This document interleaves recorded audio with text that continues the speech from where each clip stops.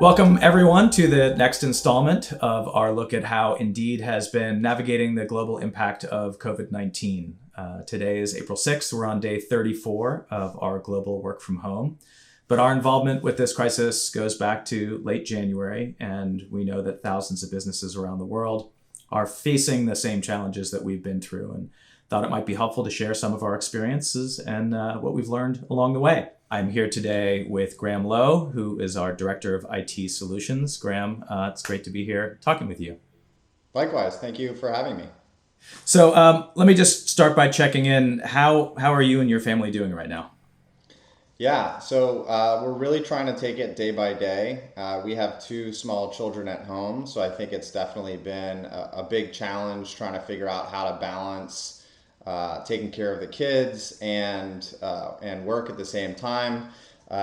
Some things that have really helped have been regular exercise and empowering other leaders at work to make decisions and just carving out enough time to help with the kids at home.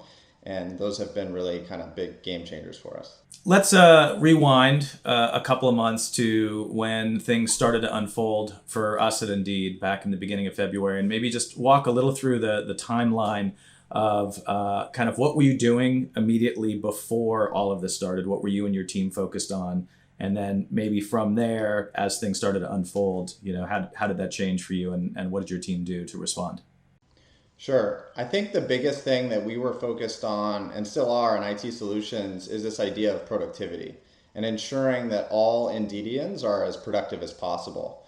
And a big part of our strategy to do that was focus on reducing the inefficiencies in IT so we could focus on the productivity of all the employees. And one example of that we started about 6 months ago was automating new hire laptop setups. At times it was taking us 30 to 40 minutes to prep a new hire machine, and we started the process of automating that so that the end user or the employee could go through that process in a very streamlined fashion during orientation. And without really knowing it, we were kind of serendipitously preparing ourselves to be able to drop ship directly from our hardware vendors to employee homes, which reduced the kind of physical dependencies that we had on our employees, which led to a safer environment for employees. Another thing that we were focused on prior to COVID-19 was kind of reshuffling our org structure so we were well set up to handle surges and spikes in volume. So we introduced a 24/7 remote service desk last year that serves as our central triage point that can more evenly distribute kind of ticket volume across our global department. And again, in having that set up pre-COVID-19, we were able to handle kind of the initial support volume that we saw after the outbreak. So, and just as context, as we're diving into the rest of this discussion, can you just talk a little bit about the scale and the scope of the organization? So 10,000 employees at Indeed. If you look back in 2019, what are some of the things that would help people understand just the scope of the IT team responsibility?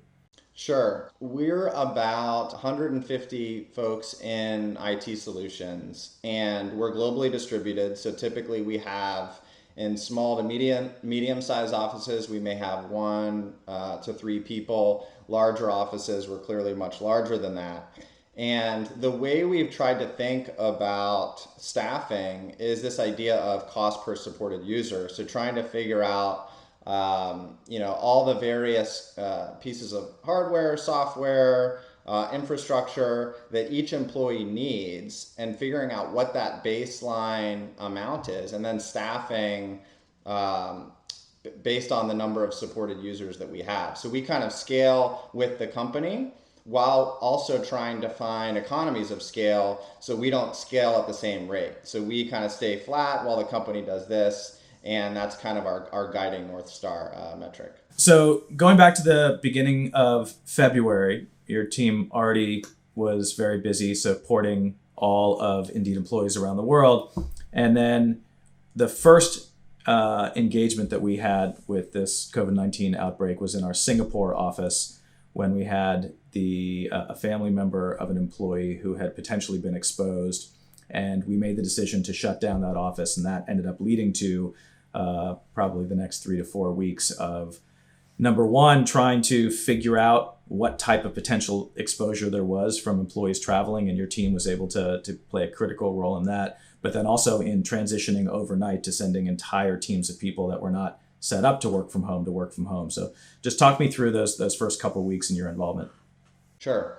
So when we started to see the outbreak in APAC and we started recommending and encouraging employees to work from home, we started to get a sense of kind of what was important to enable that transformation. And it almost served as kind of like a beta test of what this was going to look like down the road. And some of the things that we discovered were things that had physical dependencies. So we started thinking about our VPN infrastructure. We've got servers in every office that enable that. We started thinking about our telephony infrastructure. We started thinking about desktop machines that employees were dependent on. And we started to think, were there mitigation strategies for some of those physical dependencies, or were there thresholds or capacity limits that we weren't aware of and needed to understand how do we increase that capacity? So those were some of the things that we started to think about. But most importantly, those early office closures really initiated this longer term planning phase. So I think we had around 3 weeks to start thinking about what a global work from home situation would look like. And it was through that planning exercise that we really were able to, interview a lot of different teams, understand what those capacity thresholds were, and start to get a sense of, would we really be able to pull this off? One of the things that is notable is that we have multiple different types of offices, but broadly speaking, we have kind of our tech offices, and then we have our client-facing offices, and they each have a different set of technology challenges. Can you talk a little bit about the difference between those two and what some of the specific problems that you needed to address were? Yeah, I think in sales and CS offices, one unique challenge was this dependency on physical desk phones. And I think, again, we were sort of serendipitously set up to be able to accommodate a virtual phone setup, or what we call a soft phone, but it just wasn't something culturally that we had recommended previously.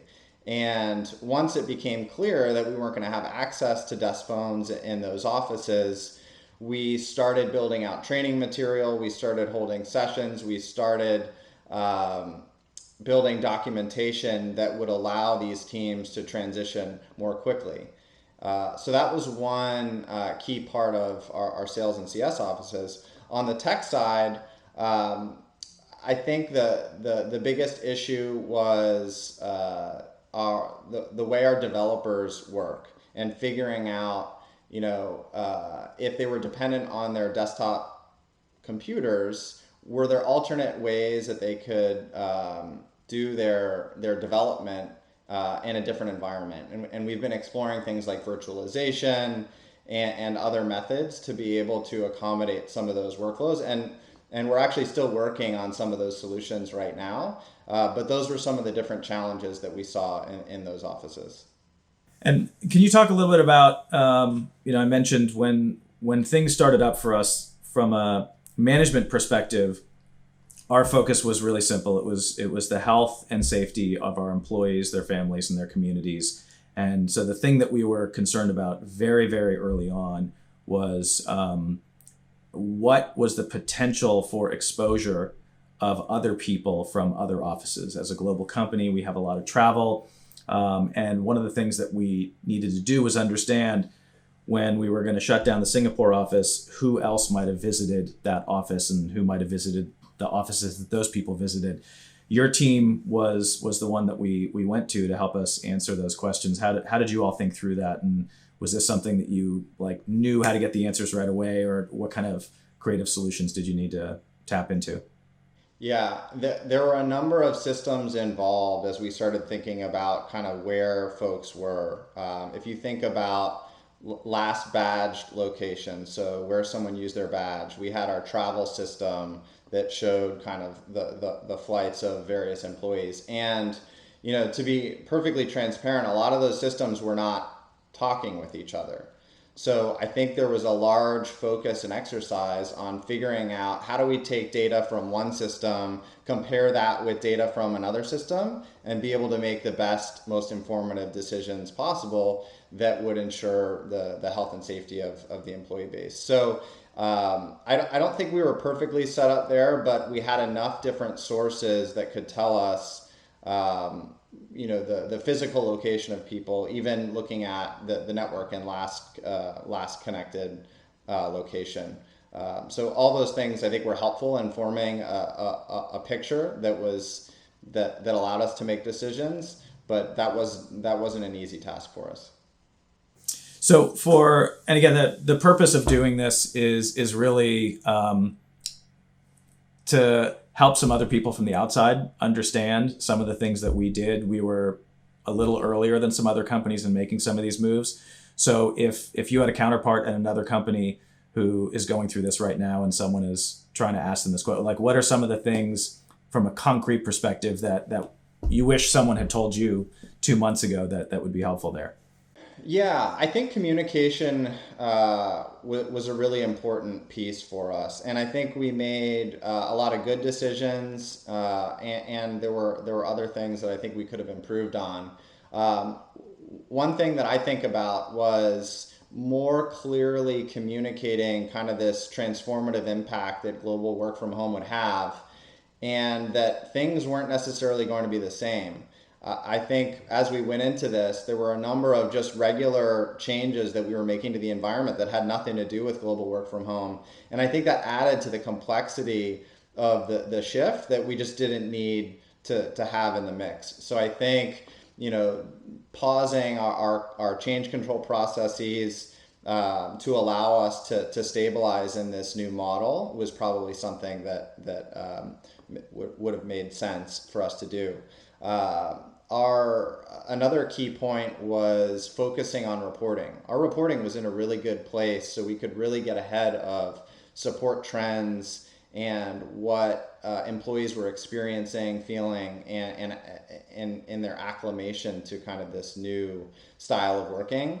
And that was something that we were able to really focus on to be able to drive solutions that may have gone undetected or been a bigger deal than they really were. So reporting was an area that I think is really important for organizations to focus on. I think another key enabler of our success was just our reliance on best in breed cloud-based collaboration technologies. A lot of this stuff was in place already, and we're a 15-year-old company, but we've just done historically a really good job of implementing these really agile solutions that are mobile friendly, that really empower kind of the work from home experience.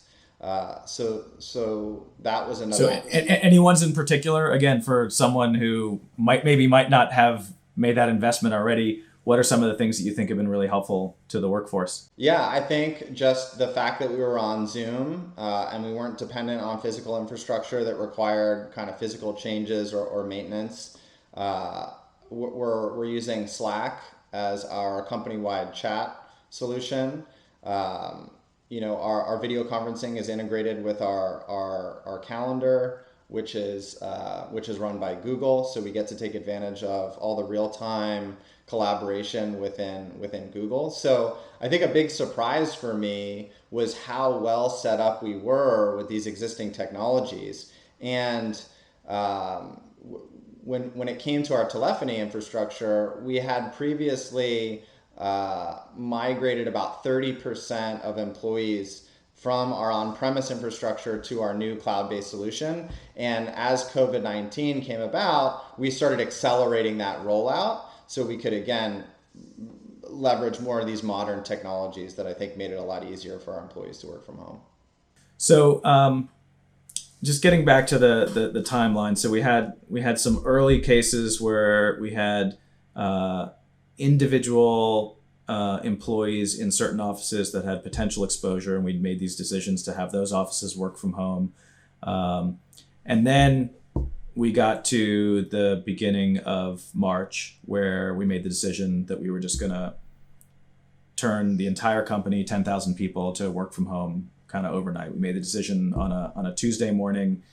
We sent out the communications Tuesday evening, and by Wednesday, everyone was officially working from home. And then the only people who were still around were your team to help with some people who were coming in to pick up equipment. What changed from that preparation, those kind of the dry runs that your team was able to go through and the planning, to when we made that decision? You had no advanced warning. I think someone just called and said, "Hey, it's happening right now." What happened? Like, just walk me through that 24 hours. Yeah, when I first got the notification that we were going to do a global work from home initiative, we were actually in a pre-planning meeting or a planning meeting to kind of think this through more clearly. And we were in the process of building a playbook that was going to be tiered by kind of severity. If we had one small office working from home, what were the things that we had to think about? If we had a medium-sized office or a whole country or a region, what would that look like? And then what would a global work from home program look like? So we were in the process of building that, but it wasn't built yet. We had done kind of all the planning and investigation, but we hadn't documented kind of the various states. So when we got the call, we were in full-on execution mode. We quickly put together kind of an internal team just focused on our technical systems. We had a Slack group that we were collaborating with cross-functional leaders of other technical teams. So we were making sure that we were considering all the more kind of nuanced things like, how do we make sure we can pay employees? And some of the things that hadn't surfaced in the macro investigation, like, hey, will our VPN infrastructure be able to support all of our employees? Or, can everyone take any desktop equipment home before they go home? So we were in full-on execution mode, and we started having to think more critically about the health and safety of IT employees. So we had kind of made this macro decision for the whole company to work from home, but there were still things that we needed to ship out. Our automation of new hire laptops was probably 90% there, but we still had another 10% to go. So we were still going in, I want to say, a week, 2, 3, 4 days after the announcement had been made, and we were doing this globally. So we had to start thinking about, at what point were we not comfortable, asking people to do this? And we were taking volunteers, and at some point we said, we're not even comfortable with that. So I think in those moments, we started to really dig deep and try and think out of the box on how we were going to solve some of these challenges. But when we first got that call, we kind of flipped into action. So today, April 6th, we are on day 34, calendar day, of having the entire company working from home. What's been remarkable to me is actually how little disruption from an IT perspective we've had. There's been other things that the company has had to adapt to, and everyone has done an amazing job of just being focused on what can we do to help serve the mission of the company. But it seems like things just worked. So what's been going on behind the scenes? Are there unexpected challenges that cropped up? How has your team adapted to that and made this feel so seamless to the rest of the company? Yeah, I think like you, I was pleasantly surprised at how well this transition has gone. And I think a lot of that was due to the ample amount of planning time that we had to kind of think through a lot of the critical dependencies and the capacity that our systems could support. One of the things that I think has been somewhat transparent to the company is just the amount of request volume that we've had to handle on behalf of all the employees needing IT equipment shipped to their homes. Right now, we've got probably 2,000 open requests where we're waiting for shipments to arrive. Some of those shipments include, 3 to 4 items. And to be able to deal with that surge in request volume, we've asked other teams whose kind of work lives have changed. For example, our AV team, they're largely responsible for fixing and maintaining our conference rooms. Now, in a global work from home scenario, that's clearly less of a priority, and we've had to train some of those folks to be able to accommodate these new kind of shipping and receiving processes to help with to accommodate the surges in volume. So there's definitely been some unique challenges where we've had to really just retrain folks and mobilize folks to do different jobs. And that's been something that, as we were doing them, it was just such an odd feeling to think that this was kind of part of our day-to-day responsibilities. But it's hopefully felt, seamless to the company. So, in addition to supporting this entire workforce that's moving to a different way of working, you also mentioned, we have onboarded hundreds of new employees. Can you talk a little bit about, like, I don't even understand how you provision a set of hardware for someone without ever touching it. What is the technology and the approach that you all have in place with these vendors that allows you to drop ship directly to a new employee?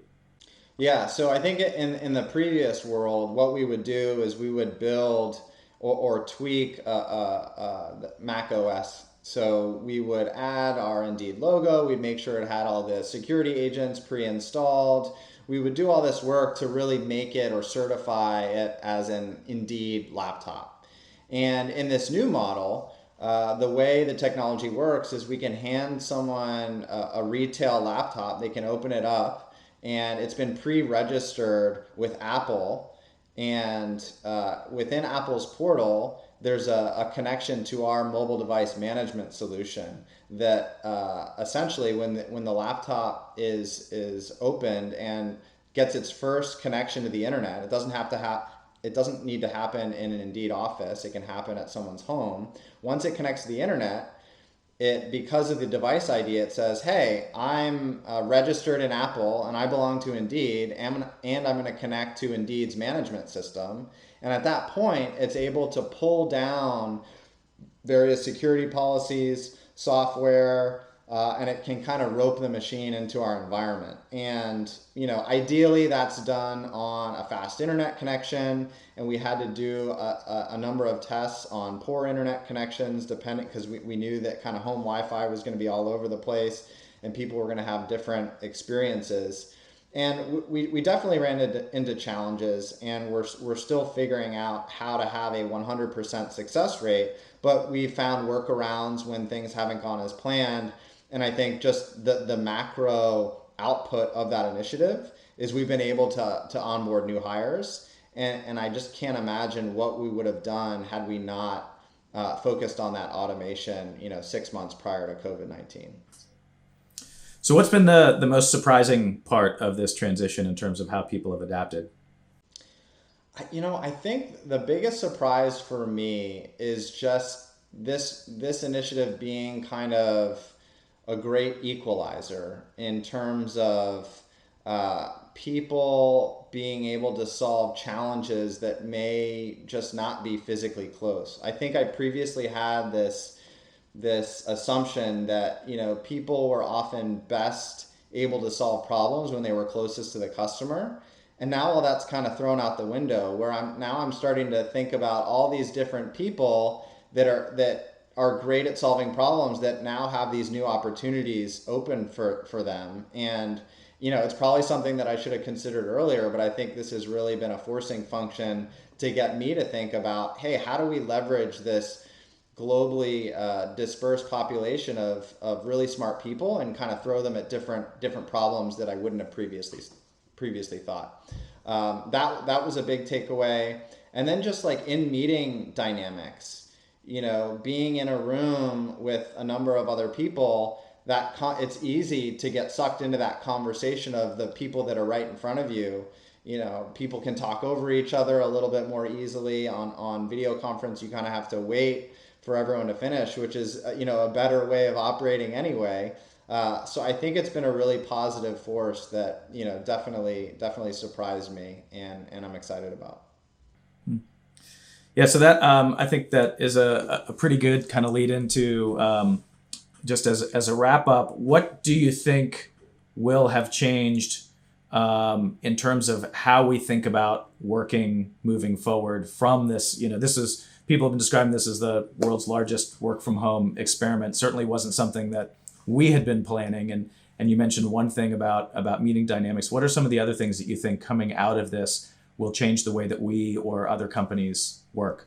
I think Indeed was really well set up to do this very quickly, and I think there's going to be a number of businesses that were not set up as well, and I think they're scrambling or trying to figure this out very quickly, and I think they will be successful in doing that. But once they are successful, I think that's just going to be a great thing for the workforce, because it allows all these people in, maybe remote geographic regions that are now eligible to be able to work at these other companies. So I think it's great for job seekers. I think it's great for employers. And I think we're going to see a number of new technologies that emerge that help us make this shift even faster to this more globally distributed workforce. I think about, the longer term shift of fiat currency to decentralized digital currency that allows for faster payments, cheaper payments. I'm thinking about,